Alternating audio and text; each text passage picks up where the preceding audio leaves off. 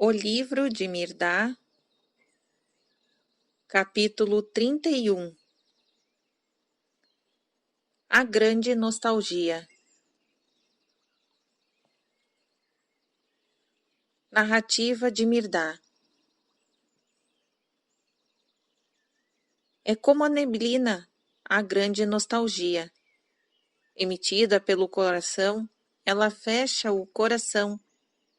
Assim como a neblina emitida pelo mar, oblitera tanto a terra como o mar. E também a neblina oculta aos olhos a realidade visível, tornando-se ela própria a única realidade. Assim está a nostalgia. Abafa os sentimentos do coração e faz de si mesma o sentimento predominante.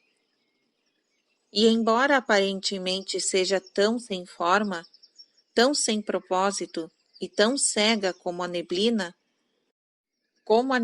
está, ela está cheia de formas ainda não realizadas. É clara à vista e tem uma finalidade bem definida.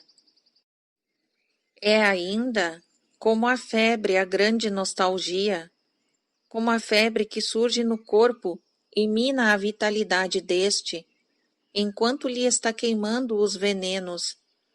Assim é a nostalgia, nascida do átrio no coração, debilita este, enquanto lhe consome as impurezas e toda a superfluidade.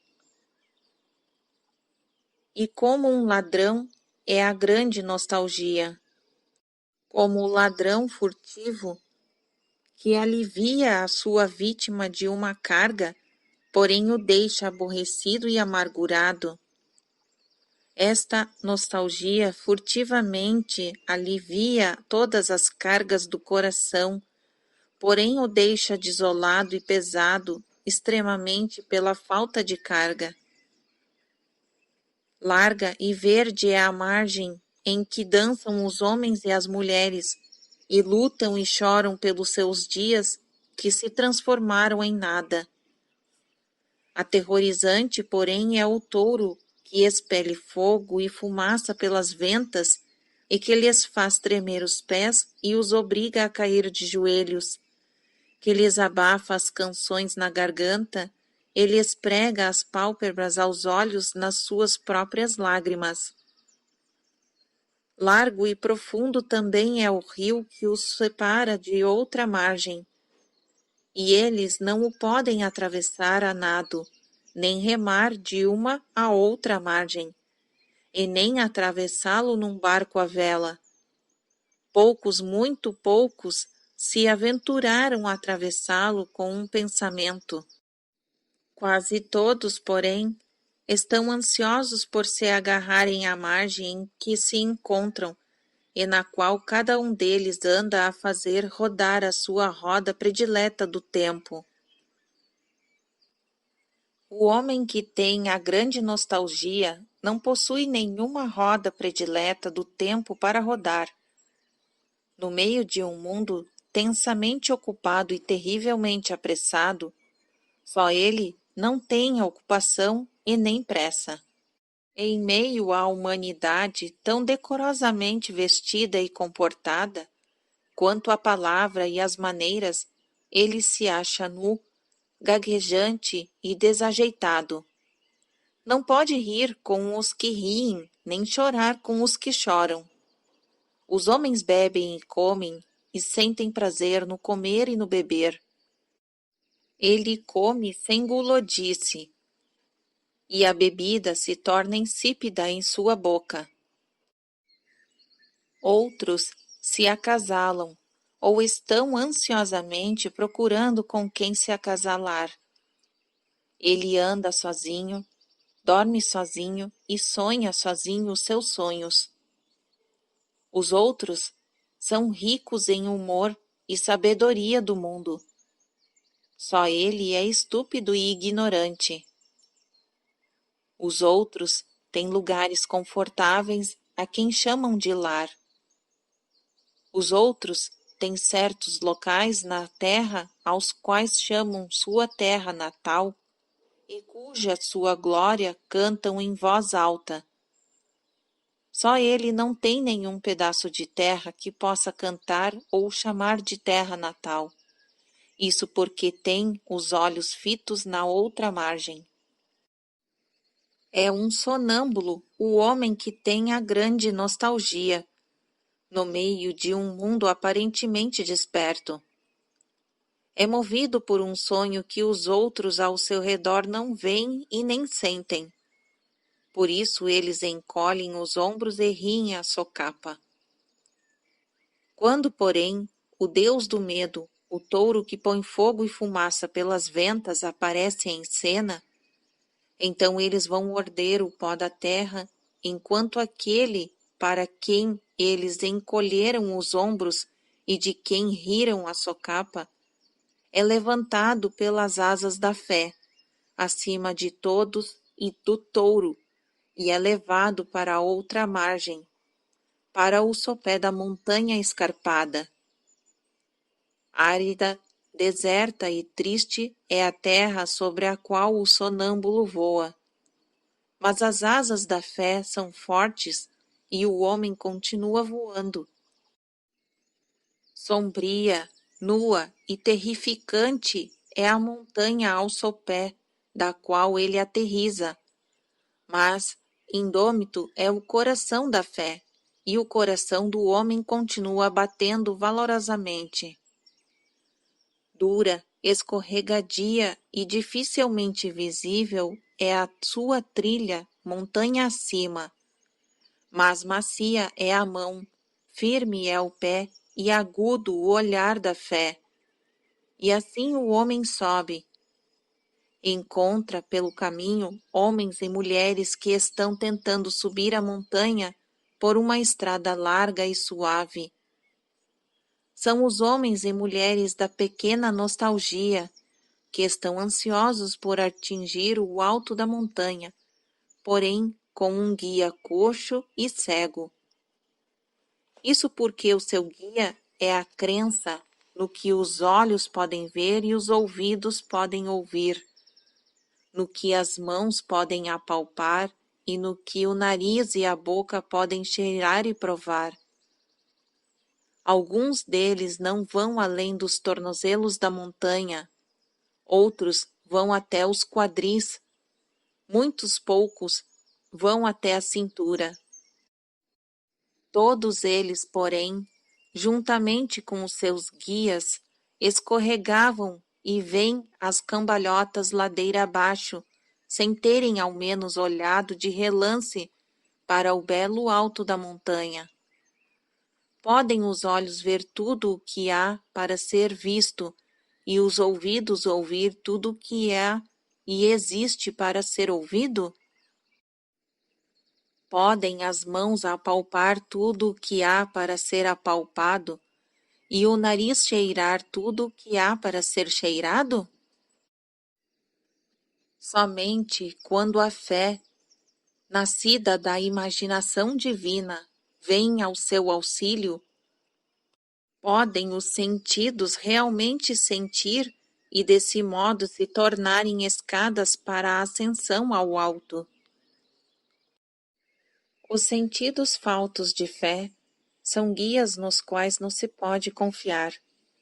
Conquanto a sua estrada pareça suave e larga, está cheia de armadilhas e laços escondidos, e aqueles que por ela tentam alcançar o cimo da libertação parecem no caminho, ou escorregam e caem às cambalhotas ao sopé de onde partiram, onde se lastimam de muitos ossos quebrados, onde cosem muitos ferimentos abertos.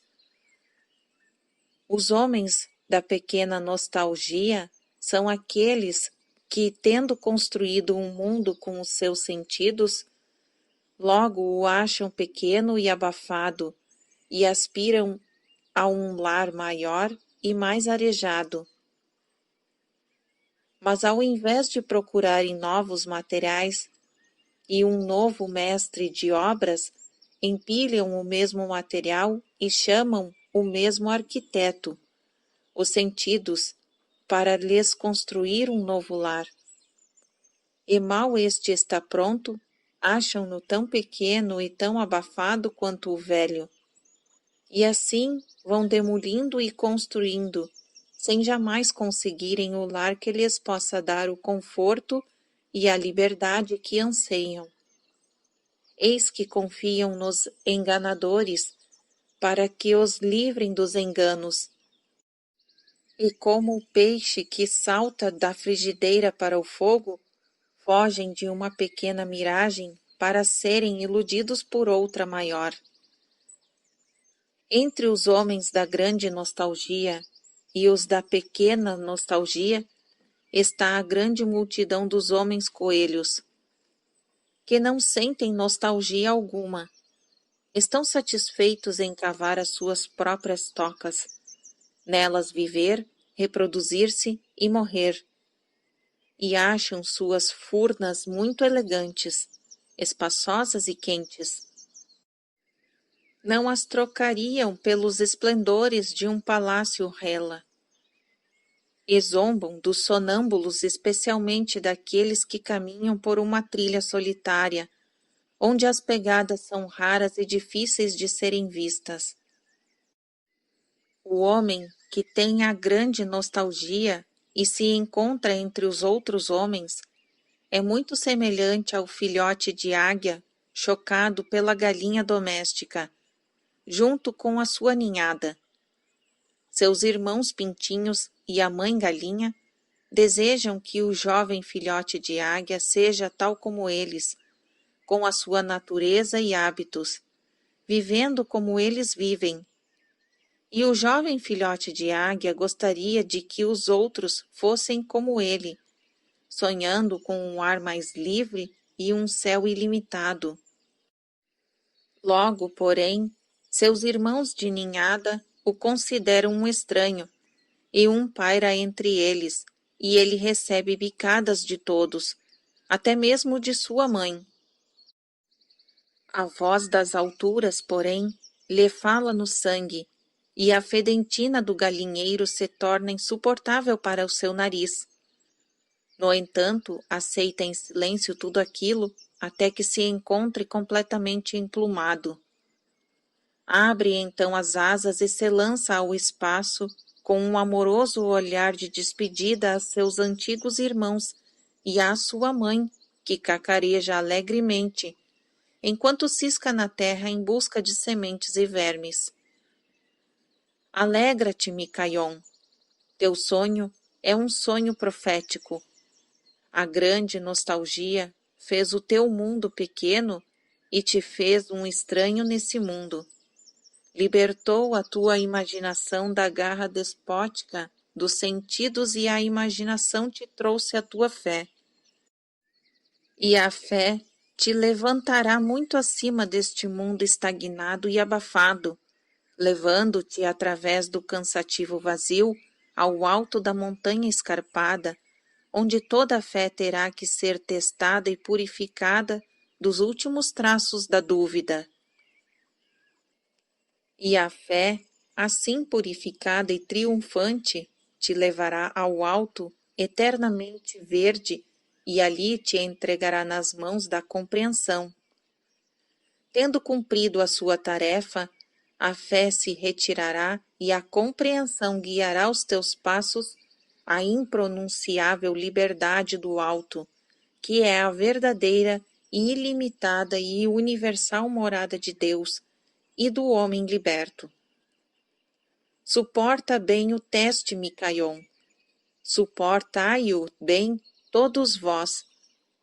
Permanecer por um só momento neste alto equivale a suportar toda a espécie de dores. Mas residir para sempre neste alto vale a eternidade.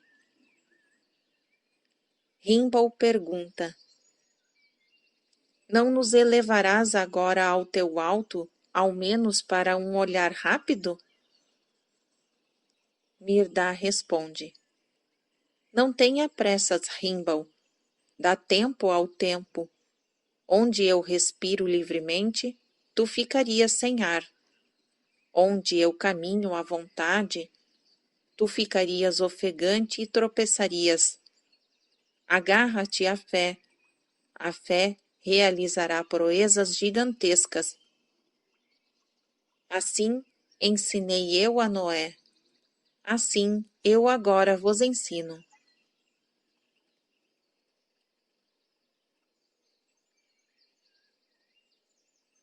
Fim do capítulo 31.